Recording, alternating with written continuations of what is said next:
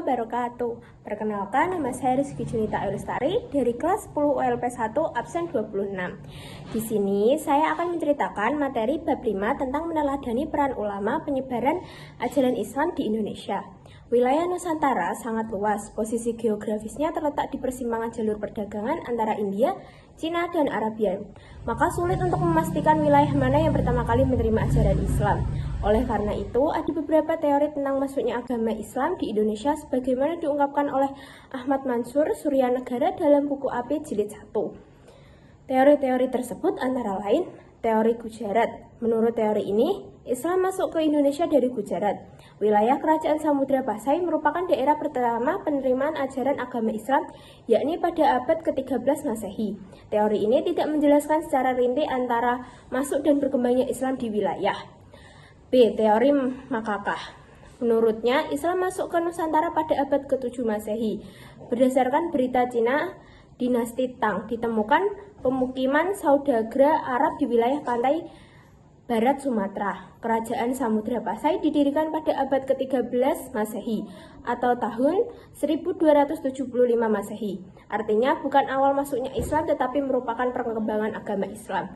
Teori Persia. Menurut teori ini, Islam masuk dari Persia dan bermazhab Syiah. Teori ini dipandang lemah karena tidak semua pengguna sistem baca tersebut di Persia sebagai penganut Syiah, sedangkan mayoritas Muslim Jawa Barat bermazhab Syiah. Syafi'i sekaligus berpaham Al-Sunnah wal Jamaah, bukan pengikut Syiah. D. Teori Cina. Menurut Slamet Muljan, Sultan Demak merupakan keturunan Cina. Tetapi menurut kebudayaan Cina, penulis sejarah yang terkait dengan penulis nama, tempat, dan nama orang yang bukan dari negeri Cina juga ditulis menurut bahasa Cina. Teori Maritim. Hubungan perdagangan ini semakin lancar pada masa Khulafaur Rasyid 11-41 Hijriah, 632-661 Masehi. Menurut N.A. Bloch, hal ini terjadi karena umat Islam memiliki kemampuan dalam penguasaan perniagaan melalui jalur maritim. Jalur ini pada abad ke-1 Islam dikenal di sepanjang jalur niaga di pantai-pantai tempat persinggahannya. Perkembangan Kesultanan di Indonesia. Masa perkembangan agama Islam adalah kurun waktu pada saat umat Islam telah membangun kesultanan sebagai bentuk kekuasaan politik. Perkembangan Islam di Indonesia semakin meluas seiring dengan banyak raja-raja Hindu yang memeluk Islam. Dengan demikian, terbentuklah kesultanan Islam di berbagai wilayah di Indonesia.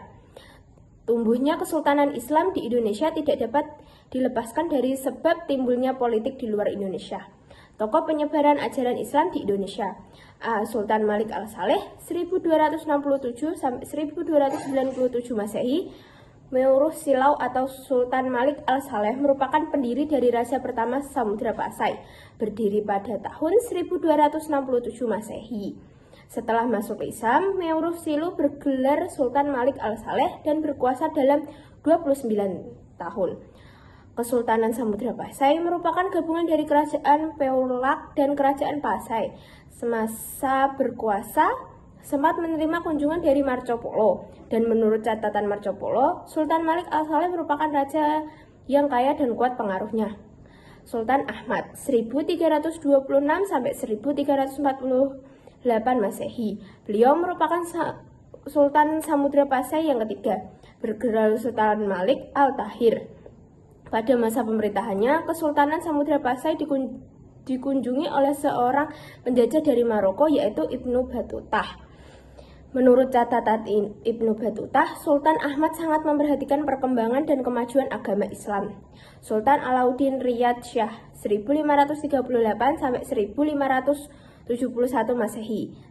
Semasa berkuasa, sempat menerima kunjungan dari Marco Polo, dan menurut catatan Marco Polo, Sultan Malik Al-Saleh merupakan raja yang kaya dan kuat pengaruhnya.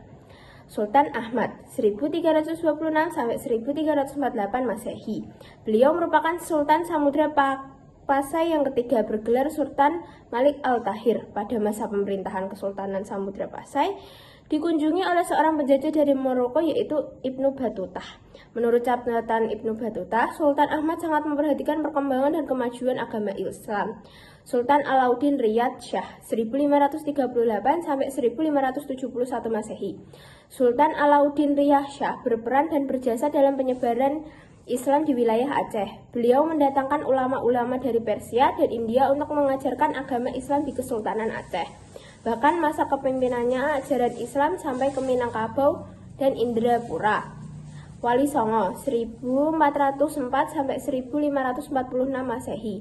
Wali Songo merupakan 9 wali atau sunan yang menjadi pelopor penyebaran Islam di Pulau Jawa. Mereka menggunakan berbagai jalur dakwah, di antara kebudayaan, kesenian, pendidikan, pernikahan, perdagangan, dan politik. Penyebaran Islam di seluruh wilayah Nusantara dipengaruhi oleh jalur perdagangan dari berbagai negara, seperti Persia, India, dan Arab.